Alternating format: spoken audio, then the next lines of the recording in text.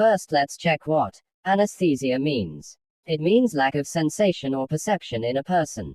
Under preoperative assessment, we will discuss about two main criteria: history and physical examination. Let's first check out the history of a patient. Under history, we have to assess information regarding the age and gender, indications for surgery, surgical and anesthetic histories, for any previous complications, intubations, and for any history of post-operative nausea or vomiting. Family history, for any abnormal anesthetic reactions, malignant hypothermia, or pseudocholinesterase deficiency. Medications, and about allergies they are known of.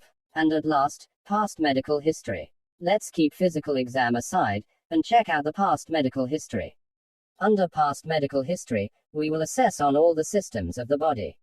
First, neurological issues. A history of seizures, transient ischemic attack, or strokes, raised intracranial pressure, spinal diseases, and aneurysms.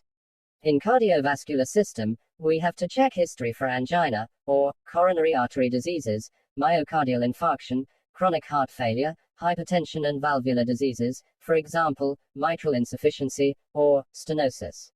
Next, respiratory issues. Smoking, asthma, chronic obstructive pulmonary disease, or recent upper respiratory tract infections, and sleep apnea.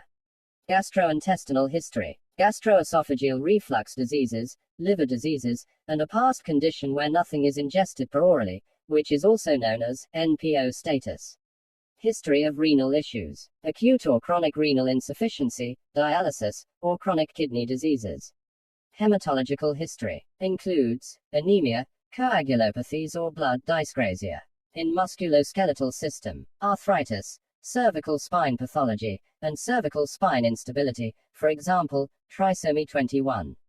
Endocrine issues, diabetes mellitus, thyroid disorders, and adrenal disorders. We also must assess about morbid obesity, pregnancy, ethanol, and recreational drug use.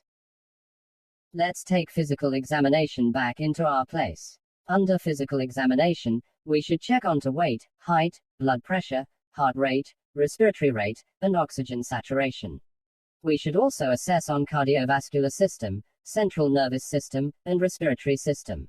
Also, general assessment on nutrition, hydration, and mental status. Airways also must be assessed, for any intubation or ventilation difficulties. Under airway assessment, we should check onto the cervical spine stability, and neck movements. The normal position for cervical spine for intubation is known as sniffing the morning air. Here you can see the extension in the atlanto-occipital joint, in between C1 and C2. And at the second point, you can see the flexion at the lower cervical spine, between C6 and C7.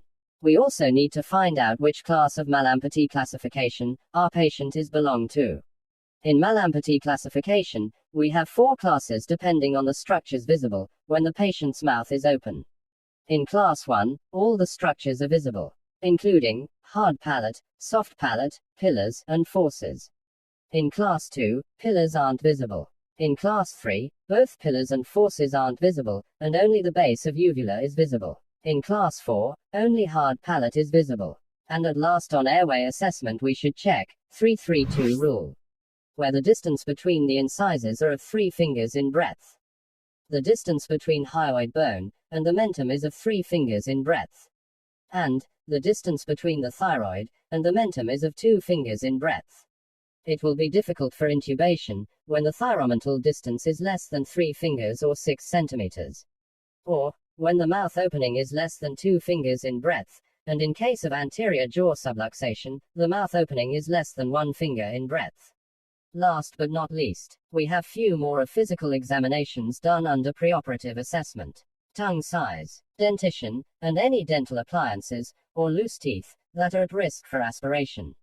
And also, we should assess the nasal passage, if there's any need for nasotracheal intubation.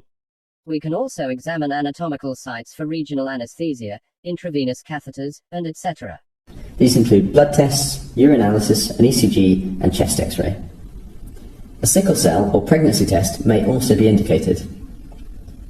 Additional investigations may be required depending on history, examination findings, and the grade of surgery.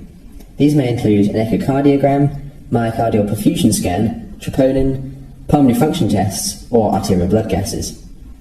Patients with rheumatoid arthritis may do a C-spine X-ray to assess for atlantoaxial subluxation. All patients are given an ASA score preoperatively. ASA stands for American Society of Anesthesiologists. The ASA score classifies them according to their pre-existing medical condition. It is a subjective score, but there is some correlation between ASA score and mortality. The higher the score, the more unwell the patient is. This table shows the ASA classification definitions and associated mortality, but in practice there are many other factors that influence mortality.